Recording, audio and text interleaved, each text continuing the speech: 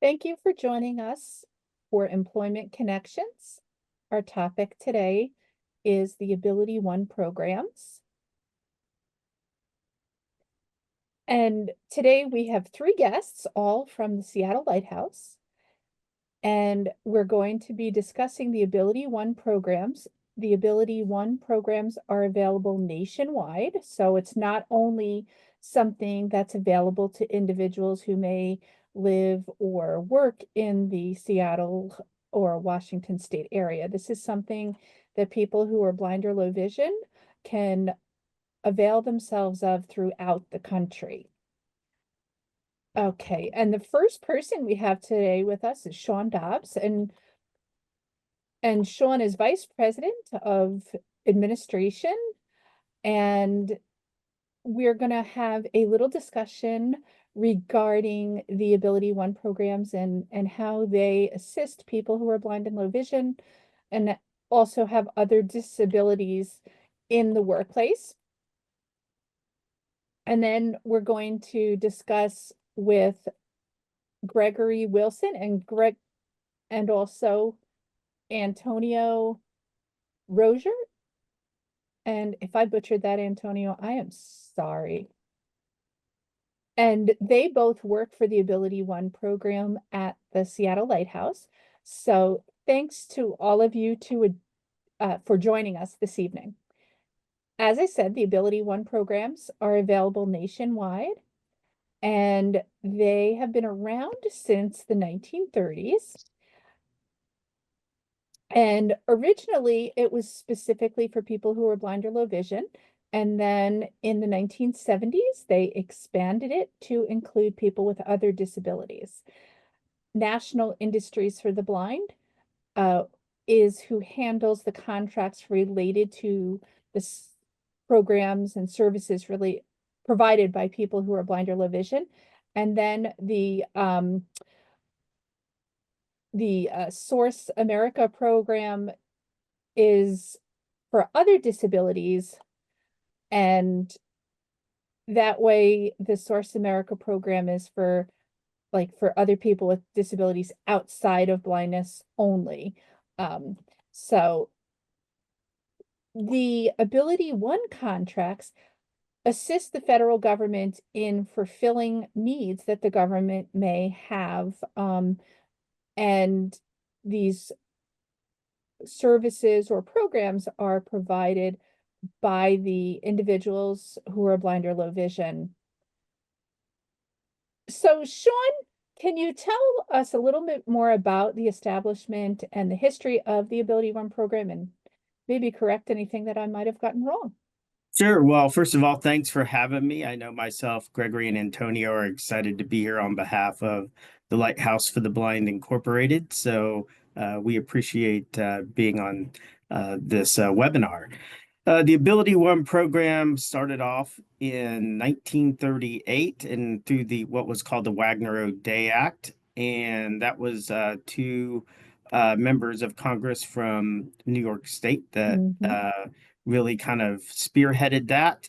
And so when that was created, it was designed so that people who were blind could have meaningful employment, because at that time there was virtually no opportunities for people who are blind, and so they created a ratio of 75% of direct labor of products for the that were made for the federal government, and the federal government would buy them at a competitive price, had to be done by people who were blind. And so shortly after the Wagner-O'Day Act was enacted, National Industries for the Blind came into existence as a central nonprofit agency, which basically is a conduit and helps agencies like the Lighthouse with AbilityOne and contracts. So in the right about that time, we went into World War II. So people who are blind were helping our war fighters and making things to help facilitate that effort. And that continued to happen, and opportunities continued to exist. And then in the 70s, Source America became um, involved, and they, as you said, oversee people with other disabilities, whether it be other physical disabilities or developmental intellectual disabilities. And so as of today, there are approximately 420 AbilityOne agencies who nonprofit agencies who work in the AbilityOne program, and about 90 plus of them are specific to national industries for the blind. That in 2023, $4.1 billion was that's kind of the amount of money the government spent on purchasing products from the AbilityOne program. So that's a really significant number. And about 37,000 folks participate today in as part of the AbilityOne program, and about 2,500 of those folks are also veterans. So that's kind of a brief history. And over time, the name has changed, and things continue to evolve. Now there are things in place to make sure that everyone is paid a good wage and benefits are offered and all of that. So whether you work as a part of the AbilityOne program and one of the myriad of opportunities, whether it be manufacturing or providing a service, you're in a job that's helping not only the government, but you're also being able to fully engage and participate in your community. Great. So I know in the past, I had a friend who worked in a program in the Pittsburgh area, and he used to do brooms, make brooms and things like that. They've really expanded into other types of jobs. Is that correct? Yeah, you're not going to see nowadays. Everything is, we have packaging solutions. There Mm-hmm. are, you know, at the lighthouse itself, we manufacture a canteen cup for the military, an entrenchment tool for the military. We do hydration systems for the military, lots of office products for the federal government, including dry erase whiteboards, easels, um, Wow. and all types of different things. And then besides, it's not just manufacturing. There's contract management services. Mm-hmm. So that's helping close out contracts for the federal government, which actually is important because then that money can go back in and it's not wasted. So that's Right. actually something that folks can do. There are a myriad of other service opportunities. There are base supply centers if people are interested in retail. There's work going on to get people into cybersecurity and all types Mm-hmm. of different things. So it's not the age old, well, let's do manufacturing. I mean, sure, that's certainly a part of it and an important part of it, Right. because there's some tremendous products that are being made, but it's also more than that because there's all these other opportunities. And that's really the goal, is to give folks the opportunity to do what they're passionate about and be Mm-hmm. able to grow their career. And then I would say besides that, so you have someone like myself who's totally blind, or Antonio, um, you know, there are jobs created because of the AbilityOne program. So I have never worked in the AbilityOne program, but because it exists, it actually creates opportunities outside of it. So Mm-hmm. Antonio and his story, he does a lot with IT, and the AbilityOne program indirectly creates opportunities even outside of that. So I think what's great about this webinar is you are really highlighting one of the key components that is an opportunity driver, not only for folks interested in working in manufacturing or the service businesses, but also getting into other opportunities within these nonprofit agencies. And so the AbilityOne program is a critical component of that. Right. And am I correct in saying that also there's a good bit of service provision, things like call centers and uh, you know, uh like um the There are cyber sec organiz Yes, there are cybersecurity, there's call centers out Mm-hmm. there that some agencies run, and all types of opportunities. So I think if folks are interested, a couple of things that I would highly recommend is if you go to National Industries for the Blind, NIB.org, you can go down and click on associated agencies and you can find the ones in your state and learn about what they do. Insight.org and site.org is a great place to um, learn about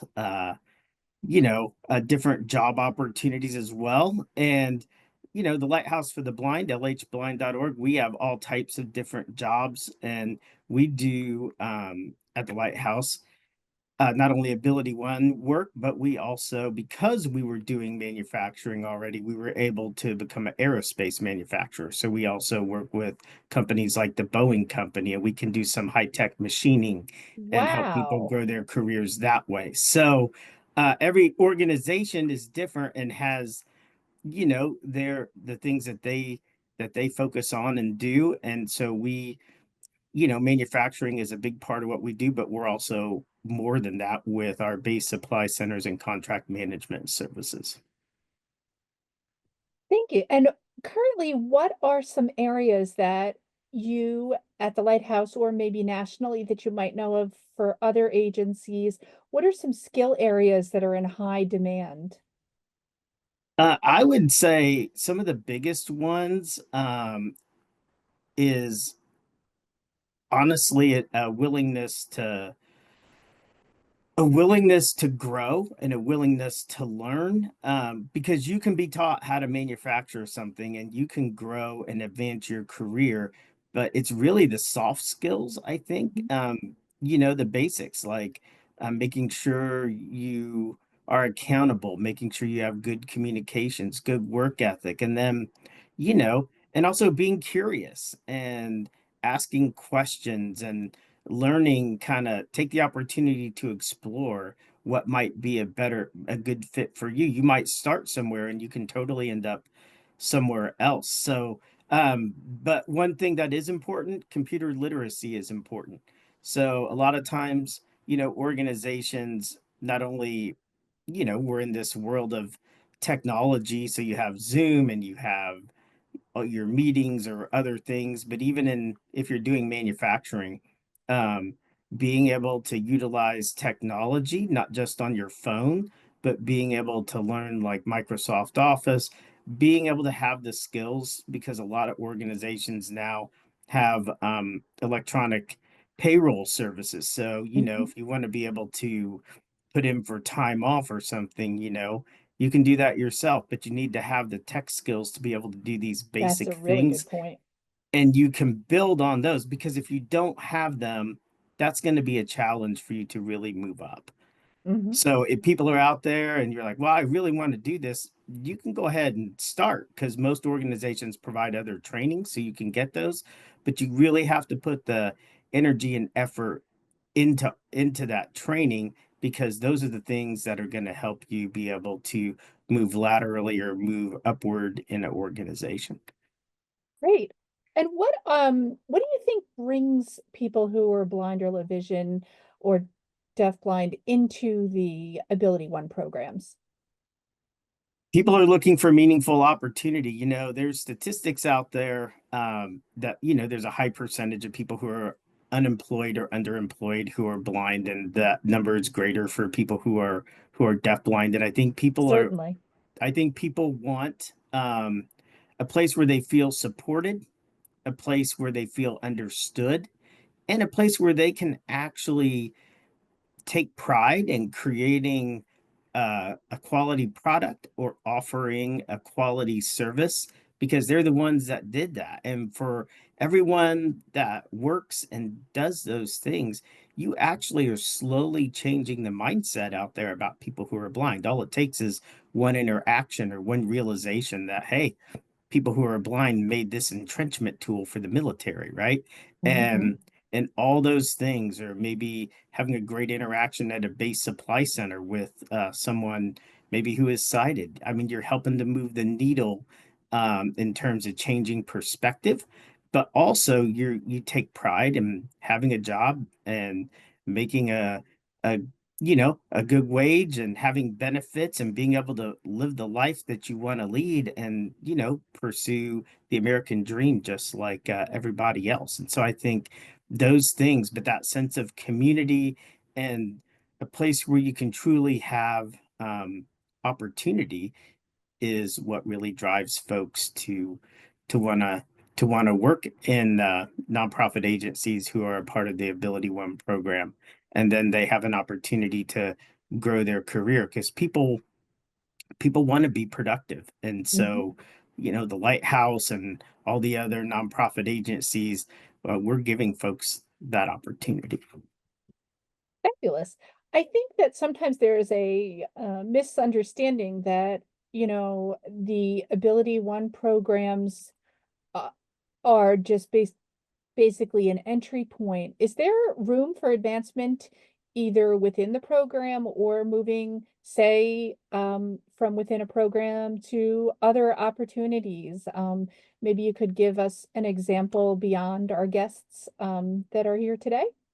Sure. So there are many people who have started off working in manufacturing and then maybe they go work in communications or maybe they go work in accounting. There are countless stories at the Lighthouse of people starting off maybe working in the Ability One program and then not. And then there's plenty of stories of people who end up going to work for the same reasons as folks who are a part of the Ability One program at these blindness organizations, and they're able to grow their career. But even in that case, the Ability One program being a part of the organization helps create those opportunities. So whether you've worked in the Ability One program or whether you have not, it has directly or indirectly played a role in people being able to advance their career. Great, fabulous. So now we're going to move on to Gregory and Antonio, who are our two guests today. And so why don't Gregory and Antonio, you can each introduce yourselves and tell us a little about yourself. Maybe your name, your job title, and a little bit about your blindness, if you wish to share that. And Gregory, you can go first. Wait, Okay, and we can hear you. We can hear your jaws, so go ahead.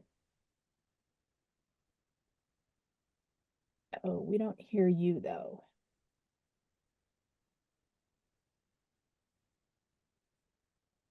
wait, wait. Uh-oh. Uh, yep, go ahead.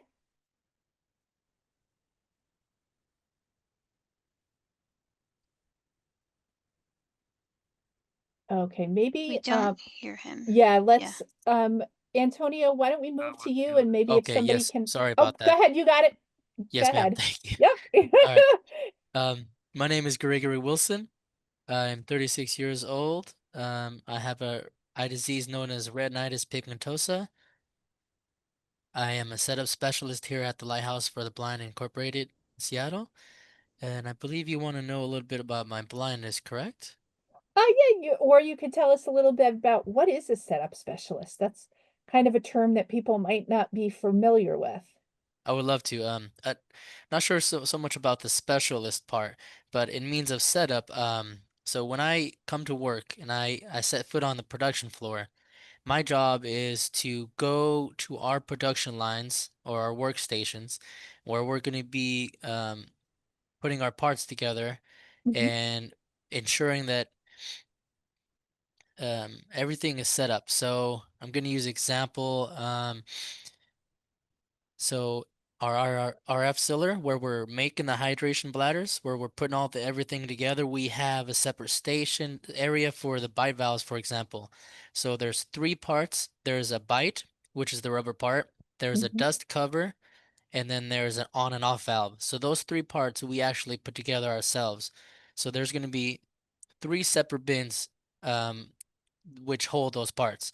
So I'm in charge of making ensuring everyone has sufficient amount of parts, and making sure that they have the tools they need, such as a cup for alcohol, which is required to assemble, and some who need a jig, which is a pretty much a table jig that helps hold the on and off valve, helping those who need the extra assistance with their hands, making sure it's straight, Oh, okay. putting that on. So throughout the day, I'll be checking on everyone, different work areas, depending what we're working on in the day, making sure everyone has their parts. Also, while I'm doing my rounds, I'm also in charge of, understanding if there's something I can do better to help their workflow be more easy, Hmm. such as for those who want to get their own parts, making sure it's accessible if possible. Some work areas are it's too far from where the parts are, so it's not an option. But when it is, I'm making sure on their table when there's space that there's a box of set of dust covers. So I'll make sure the bucket's inside that box. I make sure it's filled up, making sure it's easier for them, Hmm. and checking throughout the day their finished box of the assembly part I just mentioned, the bivalves, when that's full, which holds 700 in a box. So when they're complete, I'll take that box and I'll put on a pallet. And that's just an example of keeping all everyone's parts stocked up. I'm also most of the time I'll be on assembly line myself. Most cases I'll be boxing. Hmm. So um, so say example for that those bivalves. That's just one part of what we're doing to make the hydration bladder. Um, So there's many steps to the finished product. Once that product is finished, then there's another station, a bacon seal, which we're working on earlier today, which is there's three stations, so two people at each table, which are in charge of putting these hydration bladders in bags. Once they're properly baked with the label on top and everything's as it should be, it's going down a conveyor belt. Then it's sealed using a hot press. So Hmm. it's a hot stamp and it's going down another conveyor belt. And that conveyor belt gets to usually where my station is, another bin. So I'm in charge of boxing those, making sure the seal is right. You know, if I feel like there's a cat missing or something may have, accidentally gone missing or something, that Hmm. I'm in charge of that. Otherwise I get the enjoyment of going around, interacting and pretty much just helping workflow. Um, That's a yes. very important role. Keeping everybody organized and moving and happy. Yes, ma'am. I enjoy That's it the most. that's a very important job. And don't forget, I actually get to exercise by lifting those boxes or certain That's items, true. which I enjoy. That's certainly true. Great. So, So if I could briefly how that ties in with my eye disease, mhm, maybe just a couple minutes too or so. So my vision is completely blurred. So even though I'm looking at the screen, mhm, I actually have just a crescent on my left eye here that I usually use to as my peripheral vision. uh-huh. And that's how I kind of use landmarks. So when I'm Ah, going around checking people's parts, you're scanning. I'm using my hands to actually go into their personal space. So I'll make sure they're okay with it. Or if some people are a little more unique, I'll wait till for them to take a break or to walk away when they're Hmm. ready for me to. Or I'll hand them the what they need to fill up their bins, such Hmm. as the bucket. So I get to be around others that have a visual impairment. Um, and I'll actually make the joke that because of my blurred vision, I actually might make more mistakes than someone who has no vision because I might actually be seeing something, but I'm thinking it's something else than it actually is until I get my hands on it. Hmm. Um, but otherwise, I'm in a great place and we have the tools we need as a team to get everything done. So I'm Great. happy. So it's definitely a very important role that you have, and you get to use a lot of different skills throughout your day. That's fabulous. So now I think we're going to move on to Antonio. And Antonio, why don't you tell us about your involvement in the Ability One program and your journey? Yes, and thanks for having me here.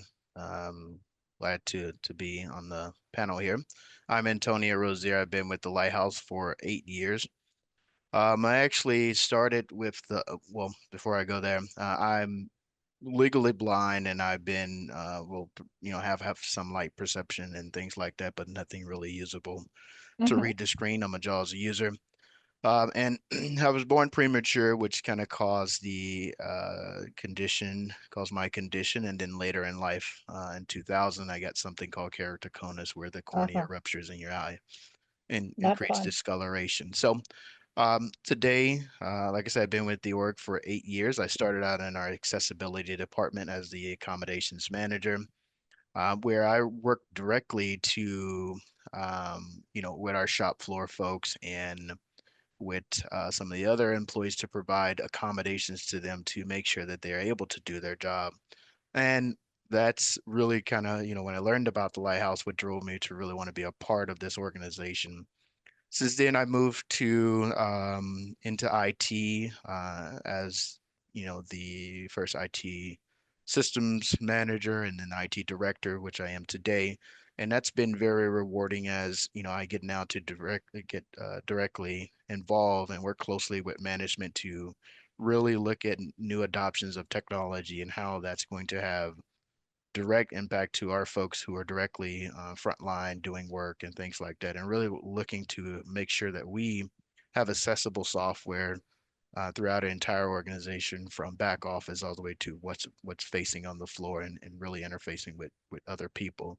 So it's a very rewarding job, and I think with the AbilityOne, like Sean mentioned, there definitely manufacturing components of the AbilityOne program, but that's not just it.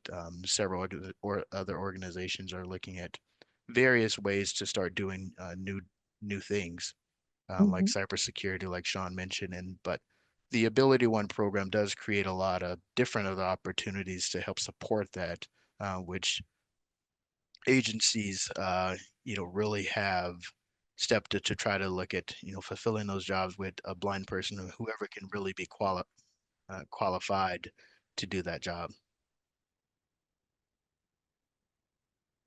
Great.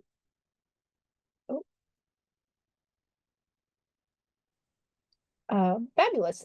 So, did either of you have specific challenges in previous work that may have led you towards the AbilityOne program? I'm happy to go first. It's Antonio Sure. again.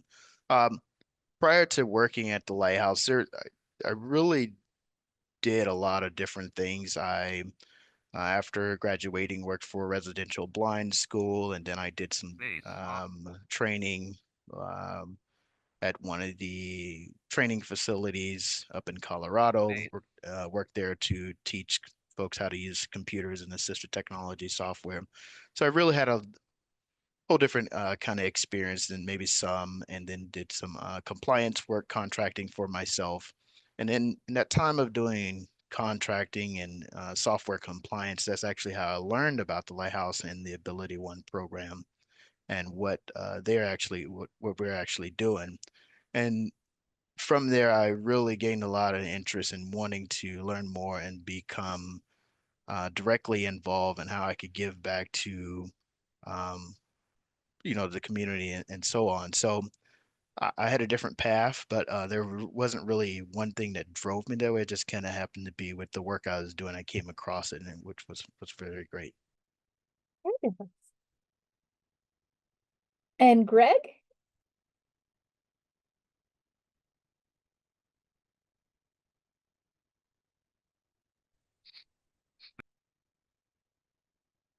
I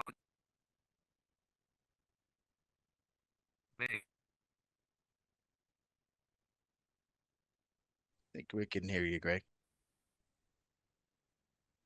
Yeah, we don't hear you talking right now, so I don't know if it's when he hits the space bar, if for some reason his Yeah, microphone you need cuts to out. press and hold the space bar while you speak, Thank and then you. it Okay. will Ah, kick there There you in. go. you Yeah. go. You Yep. got Sorry. it. So when I push unmute, some reason it kept I'm going back to mute. I'm not sure No what's worries. going Zoom Don't on. is worry, Thank being you. weird you're today. good. It's not just you. Zoom is just cranky. So, But we hear you now. Yep. so Gregory here. So I did have a difficult time prior. So um, just to briefly mention, I was a custodian at a company I choose not to name. Mhm, Um, during the interview process, I was actually um, who was supervising chose to use a whiteout marker where I chose to um, describe my eye disease, just that I might need assistance here and there, and how it may affect my work since my vision's kind of in and out. mhm, It's increased since then. So in that option to tell us something about yourself that you might think is important, it was chosen to use whiteout. So it was kind of a rough start. Um, however, I was able to acquire that job, and I had a great time with my coworkers. However, I believe in that company at that time was just not right for me. mhm, Um, so long story short, it didn't work out. I ended up moving for a short while. I ended up coming back, and so I had an eye appointment at University of Washington, and my eye doctor, Dr. Yulin, actually recommended Lighthouse for the Blind. And before I had no awareness that such a place existed. I didn't know mm, anything actually at all. I spent uh-huh, most of my time, my life, just being around other people that are sighted. I didn't mhm, know of schools or anything. So that day I went home for after that eye appointment. I actually wanted to see what kind of social media presence the Lighthouse for the Blind Incorporated had it. So I went on YouTube and I found production videos uh-huh, that were showcasing people like myself and my coworkers that are describing that we can have the training we need in order to learn how to um, be in a production line, how mhm, to work as a team, and that even if we haven't had the experience before, there's training how to help us um, so progress. So um, that's even though fabulous. even though things haven't worked out before, I'm in a place that I feel like I'm understood. So it's great. It worked out in the end. And you took a really big step by reaching out and connecting with the lighthouse and doing your research. And that's so important because I think sometimes people can get really discouraged, but you took the steps and you stayed on course. How old were you about when that was? Do you know?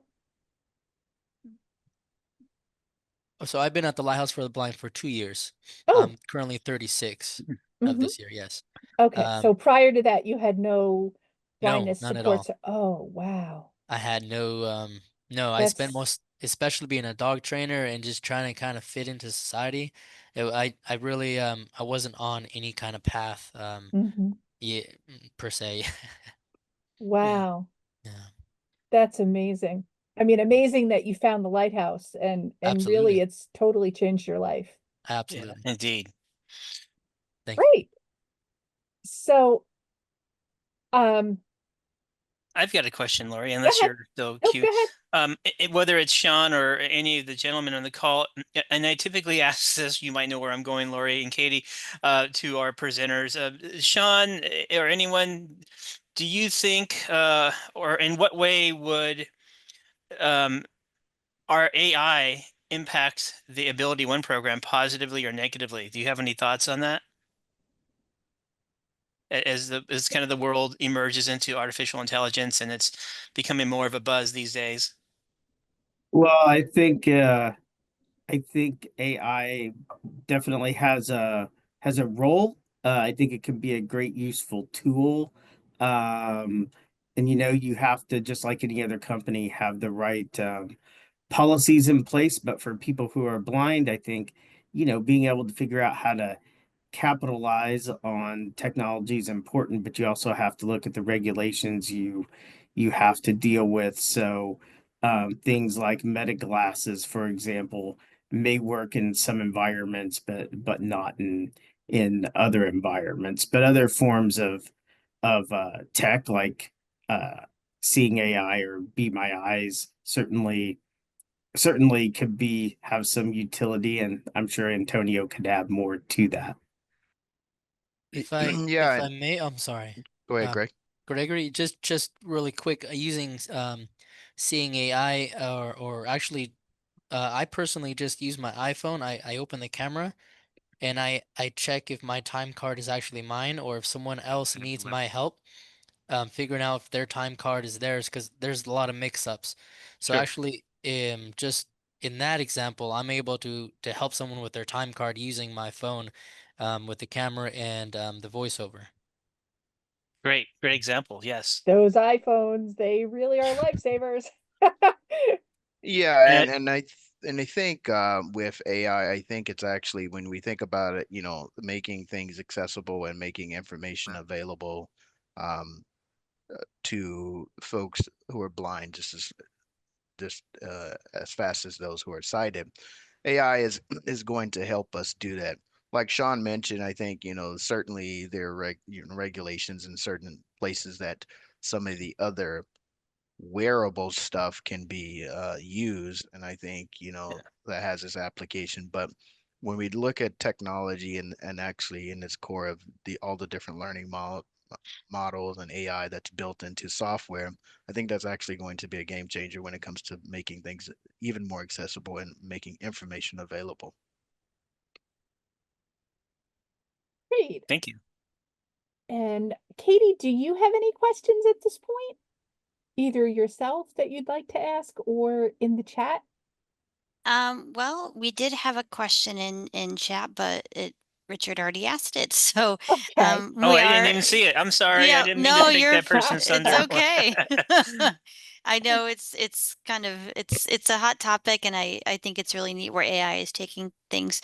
Um, I just, I think it's really cool, Greg, how you shared your story about finding the lighthouse, like Lori said, really taking that initiative and things. And have you found, since you've been working, have you gotten connected with more blindness support, or, how has that been for you?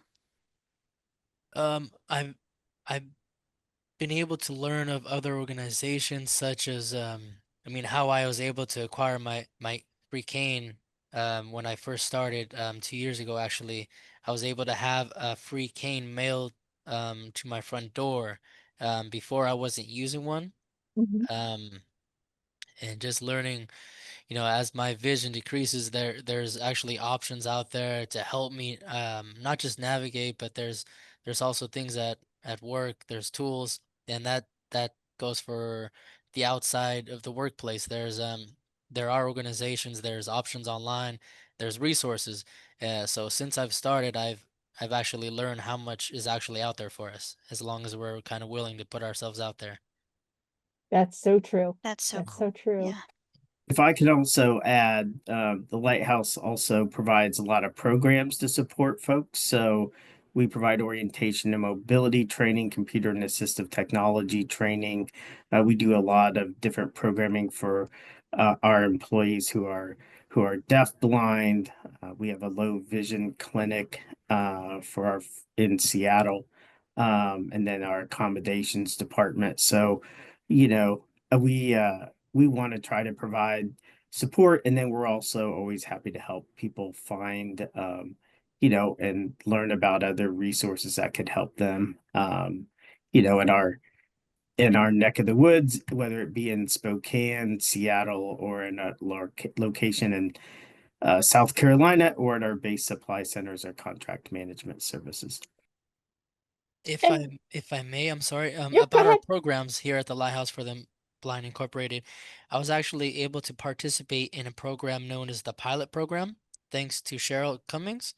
Um, so it's a program pretty much session based, in person, and it's basically helping you realize the tools you already have, and helping you get the tools you need to exceed at your current position, and having the opportunity to know where to go and what to learn, and how to go about learning those tools, if you want to move up in the workplace. And that was a program that helped me learn a lot about communication, and the biggest takeaway is knowing my audience. So it's a program we have here Mm. that I was able to participate in last. And Cheryl also does virtual programming once a month, and I've Oh yes. participated with her on that. And I've known Cheryl for over 20 years probably. Sean, if you could maybe tell us a little bit about what a contract closeout specialist or contract specialist is.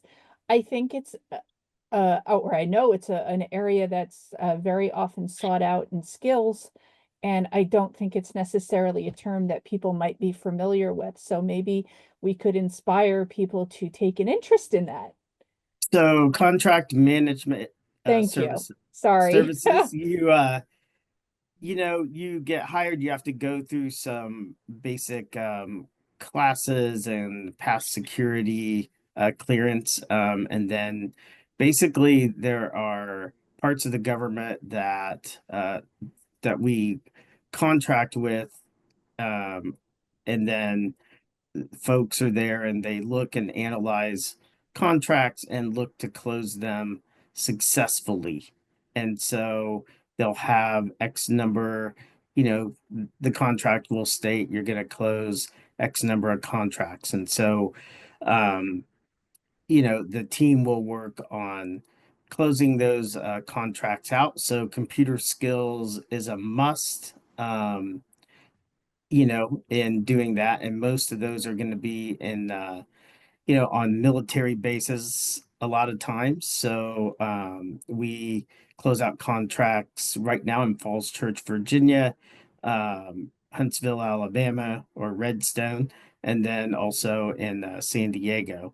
And so, you know, our folks will work and they will close out contracts. It is an hourly job, but you know, it definitely is a different skill. Like I said, good analytical skills, good communication skills, tech skills, and all of that. And if people are able to do well at that, then you could certainly move up and become a supervisor and maybe continue up the chain, as there's several NIB organizations that do contract management services. And so I would encourage anyone out there who is looking for employment. I would certainly, like I said earlier, go look at the organizations in your state, which you can get from nib.org.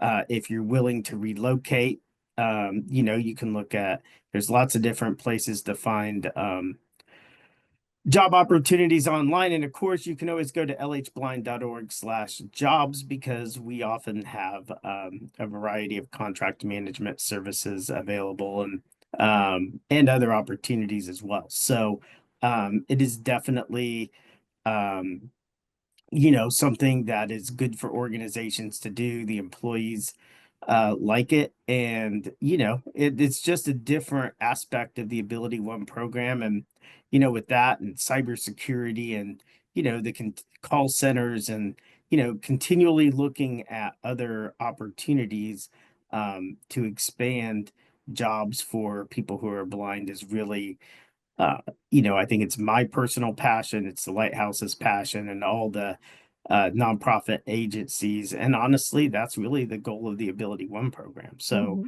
Mhm. yeah, so it's a really exciting time, and these are great opportunities for folks. Fabulous. I am wondering, do you, either through your program or um, anybody do you know of any agencies that might do remote employment? So I think I know we do remote employment for select jobs. I know that's a lot of what people want and like to do. And I think so we do have some jobs that you can do remotely, and we have jobs that can be hybrid, and then we have jobs that are in-person jobs. Mhm. Um, I think, you know, every organization is different, but a lot of people realize the need for remote. So we certainly do it. But I think if you're a job seeker, I realize that's the ideal scenario, but I would also encourage people to consider, um, you know, that maybe some other opportunities. Don't dismiss other opportunities and be overly focused on remote, even though I know that's important for people and they don't have to move or anything like that. But Right. try to keep your options, try to keep your options open. But there are certainly remote employment opportunities out there. Like on our website, if you look at a job posting, it'll tell you if it's remote or not.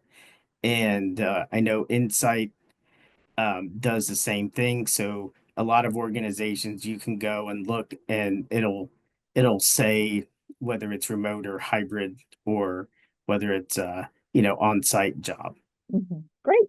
And I know I We- saw at least one question. Go ahead, Yes, Katie. we do.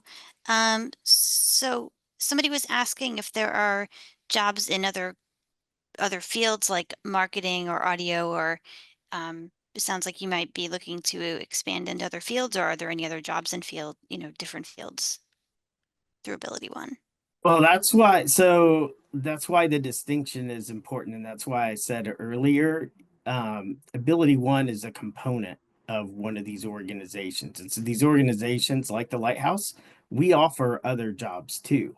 I started off working in fundraising and government relations and did nothing as it relates to AbilityOne, except AbilityOne, the Lighthouse was part of the AbilityOne program, so it had already existed, and these opportunities were created. So all these organizations are going to have other jobs that aren't specific to AbilityOne per se. So I'm the vice president of administration. Antonio is a director of IT, and neither of us have directly worked in AbilityOne. So yeah, there could But be opportunities in marketing and other things. I have a right, so question. there's support roles that are associated with the AbilityOne programs. Go Yeah, ahead, Richard. exactly. And that goes back to what I was saying earlier, that the AbilityOne program, I mean, there's certainly things that needed with every company to support it and keep it functioning and to bring more business in. So those roles still exist within, the Lighthouse or other type agencies that maybe, are part of the AbilityOne program. Sean, are there any strategies you and the agency have found useful when working, although not supported? Vocational rehabilitation often doesn't support AbilityOne case closures. Are there any strategies or ways you're working with vocational rehabilitation to kind of impact them or empower them to at least consider that for certain people on their caseloads? We certainly have great dialogue with vocational rehabilitation, and it's definitely a challenge because of WIOA, and everything is kind of interpreted differently across the country. Or the But we caption is it's WIOA, just so you, okay. Yeah, we continue to dialogue with and build relationships with VR, and ultimately the big thing is, even if they won't support it, offering folks the opportunity of self-determination and them being able to make their own choices. sure. And so, we continue in dialogue, and we've had some success. But really, those successes come from relationship and continuing to work at that, and build that. And so, and we're in a lot of different states, so it can Sure. vary from state to state. But yeah, I mean, just because, that's a issue right now. It's still important for agencies like ours, the Lighthouse, to continue to engage with Voc Rehab and have great conversations. And then it's also Yes. important for clients of Voc Rehab to also be able to willingly say, "Hey, this is where I want to go, and I have that choice." And so that's kind of the other side of that, is if someone's out there and they're going through Voc Rehab and they're like, I really want to work at the Lighthouse or IFB Solutions, or whatever the organization is, empower yourself and tell them what you advocate and say, hey, this is what I want to do. And you'll be supported when you come to the Lighthouse. So So feel free to, advocate for yourself and let your counselor know that that's what you're interested in. And on the flip side, we have a responsibility to continue to advocate for change on a legislative level, but also to have those productive relationships and continue that dialogue with vocational rehabilitation. Thank you. And Katie, I think there might have been one more question. Let me check. I may be wrong. It may have been a I comment. think there is. All right. And this will be our last Ye- question. I don't see a question. No. Okay, not a problem. Well, we are getting to the end of our time together.